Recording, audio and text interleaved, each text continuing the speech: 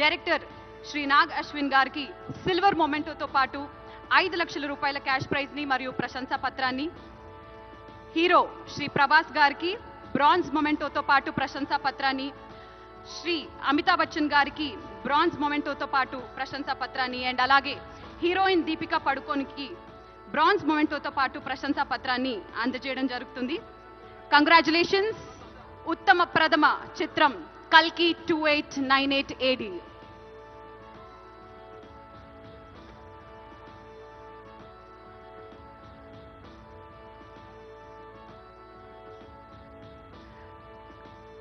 Congratulations. Mari mana next award, Best Director 2024. Yes, and the Best Director 2024 goes to none other than Sri Nag Ashwin. Kalki cinema ki gaanu, Kalki 2989 AD cinema ki gaanu ee award ni andukuntu unnaru. Silver memento and 5 lakshula cash prize mariyu prashamsa patranni andukuntunnaru.